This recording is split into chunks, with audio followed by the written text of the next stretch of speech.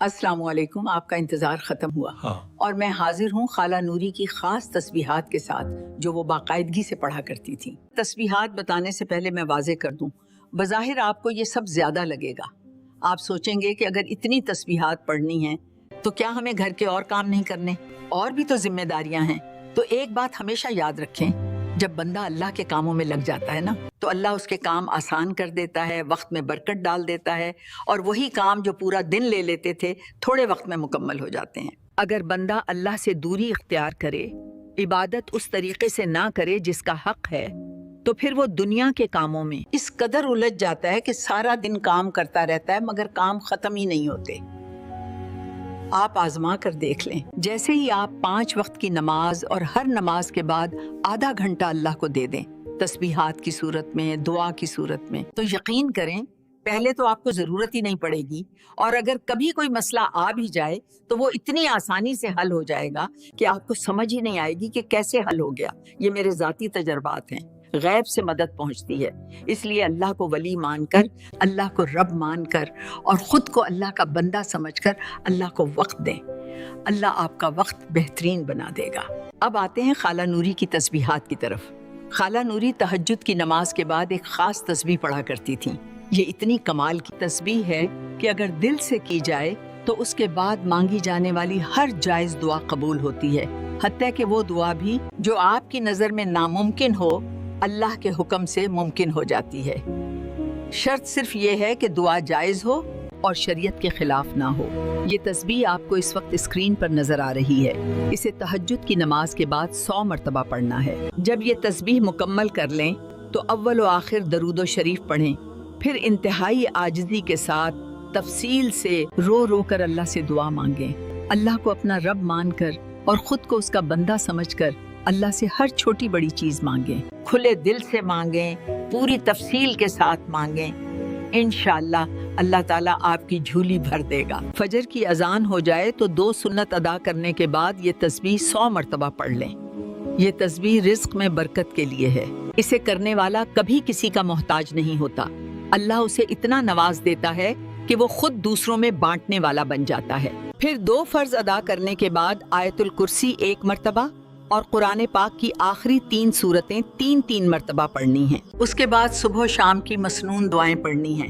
अगर आपको ये दुआएं नहीं पता तो मुझे बताइए, मैं अगली वीडियो में तफसील से बता दूंगी। 100 मरतबा ये तस्बीह पढ़नी है और फिर 100 मरतबा ये तस्बीह पढ़नी है। उसके बाद तीसरा कलमा जो इस वक्त आपको स्क्रीन पर नजर आ रहा है उसे 100 मरतबा पढ़ना है। फिर दरूद शरीफ जो स्क्रीन पर मौजूद है उसे भी 100 मरतबा पढ़ना है। उसके बाद इस्तिग़फ़ार जो आप इस वक्त स्क्रीन पर देख रहे हैं वो 100 मरतबा पढ़ना है। उसके बाद तस्बीह फ़ातिमा यानी सुबहान अल्लाह 33 मरतबा, अल्हम्दुलिल्लाह 33 मरतबा, अल्लाहु अकबर 34 मरतबा। उसके बाद जो इस वक्त आपको स्क्रीन पर नजर आ रहा है उसे 70 मरतबा पढ़ना है। फिर अव्वल व आखिर 3-3 मरतबा दरूद शरीफ पढ़कर सूरत कौसर 21 मरतबा पढ़नी है। अहम बात याद रखें, ये सारी तस्बीहात सूरज निकलने से पहले पहले मुकम्मल करनी है। अगर आप मुसलसल इबादत में मशगूल हैं और सूरज निकल आया है तो यकीन माने आप बहुत ही मुक़द्दर वाले हैं। आप 2 रकत नमाज इशराक अदा कर लें। इस नमाज के बारे में हदीस में आता है कि इसका सवाब मकबूल हज और उम्रे के बराबर है। अल्लाह ताला आपकी ये इबादत कबूल फरमाए। लेकिन अगर आपके पास इस वक्त इतना वक्त नहीं, बच्चों को स्कूल भेजना है, शौहर को ऑफिस भेजना है या घरेलू जिम्मेदारियां हाइल हैं, तो फिर जब भी आपको टाइम मिले 1 घंटे बाद या 2 घंटे बाद आप नमाज चाश्त अदा कर लीजिए। याद रखें, नमाज इशराक वक्त पर अदा कर ली जाए तो यही बेहतर है। बाद में अक्सर शैतान जहन से निकाल देता है या फिर ऐसे काम याद दिला देता है कि हम सोचते हैं ये काम पहले कर लेते हैं, इबादत बाद में कर लेंगे, और फिर वो इबादत छूट ही जाती है। एक और बात मैं आपको बताती चलूं, हज और उम्रे के बारे में ये पढ़ा और सुना है कि जो शख्स बार बार हज और उम्रा करता है वो कभी गरीब नहीं होता, अल्लाह उसे गनी बना देता है। बज़ाहिर हमें लगता है कि हम हज या उम्रे पर पैसे खर्च कर रहे हैं, शायद हम गरीब हो जाएंगे, लेकिन हकीकत ये है कि वही पैसा कई गुना बढ़कर अल्लाह आपको वापस अता फरमा दे। शर्त ये है कि हज और उम्रा सही नीयत के साथ शरीयत के मुताबिक किया गया हो। अगर कोई सिर्फ लोगों को दिखाने के लिए करे या ऐसी गलतियां और कोताहियां हो जाएं जिनकी वजह से वो कबूल ही ना हो, تو پھر ظاہر ہے اس کا وہ فائدہ نہیں ملتا۔ ذرا سوچیں، نماز اشراق کے بارے میں جب یہ فرمایا گیا ہے کہ اس کا ثواب مقبول حج اور عمرے کا ہے، تو پھر وہ لوگ جن کے پاس حج اور عمرے کے پیسے نہیں، وہ اگر اس عادت کو پابندی سے پکڑ لیں تو اللہ کتنا بڑا خزانہ ان کے ہاتھ میں دے دیتا ہے۔ حج اور عمرے کا ثواب آپ خود جا کر لیں یا گھر بیٹھے نماز اشراق کے ذریعے حاصل کریں، فائدے دنیا میں بھی ایک جیسے ہیں اور آخرت میں بھی۔ اللہ تعالیٰ نے ہمارے لیے کتنی بڑی بڑی رحمتیں اور خزانے رکھ دیے ہیں، لیکن ہم انہیں معمولی سمجھ کر نظر انداز کر دیتے ہیں۔ جب ظہر کی نماز کا وقت ہو تو ظہر کی نماز کے بعد 100 مرتبہ درود شریف پڑھنا ہے، جو اس وقت آپ کو اسکرین پر نظر آ رہا ہے۔ اس کے بارے میں سنا اور پڑھا گیا ہے کہ اس کے پڑھنے والے کے سارے قرض اتر جاتے ہیں، اللہ تعالیٰ اسے اتنا مالا مال کر دیتا ہے کہ پھر کبھی قرض لینے کی نوبت ہی نہیں آتی۔ اور یہ بھی کہا جاتا ہے کہ اس کے پڑھنے والے کا آخرت میں حساب کتاب نہیں ہوتا۔ باقی اللہ بہتر جانتا ہے، ہم نیت اور یقین کے ساتھ پڑھتے ہیں۔ اس کے بعد سورہ کوثر 21 مرتبہ اول و آخر درود و شریف کے ساتھ۔ اس کے بعد تسبیح فاطمہ، یہ تو آپ جانتی ہی ہیں کہ تسبیح فاطمہ اور سورہ کوثر 21 مرتبہ ہر نماز کے بعد پڑھنی ہی ہوتی ہے۔ پھر عصر کی نماز کے بعد 100 مرتبہ آیت کریمہ، جو اس وقت اسکرین پر ہے۔ اس کے بعد صبح و شام کے اذکار، پھر تسبیح فاطمہ اور سورہ کوثر 21 بار۔ پھر مغرب کی نماز کے بعد 41 مرتبہ یہ ذکر جو اسکرین پر نظر آ رہا ہے، اور پھر 100 مرتبہ یہ تسبیح پڑھنی ہے۔ اگر آپ کے پاس وقت ہو تو نماز اوابین کے نوافل بھی ادا کر لیں، اور اگر وقت نہ ہو تو پھر نہایت اہتمام کے ساتھ اول و آخر درود شریف پڑھ کر بڑی عاجزی سے رو رو کر تفصیل سے اللہ سے دعا مانگنی ہے۔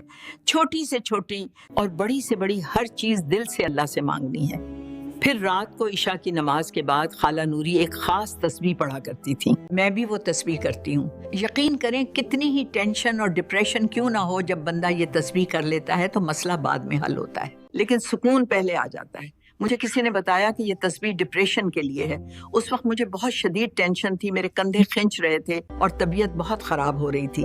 جب میں نے یہ تسبیح کی تو مجھے ایسا سکون آیا کہ وہ ٹینشن میرے ذہن سے نکل ہی گئی، اور 10 دن بعد مجھے یاد آیا کہ مجھے کوئی ٹینشن بھی تھی، اگر اسے دل لگا کر توجہ کے ساتھ کیا جائے تو اس کے فوائد صرف ٹینشن کے لیے نہیں بلکہ زندگی کے ہر معاملے کے لیے ہیں، کیونکہ اس کا مطلب ہی یہ ہے میں اپنا معاملہ اللہ کے حوالے کرتا ہوں اور اللہ بندوں کا نگہبان ہے۔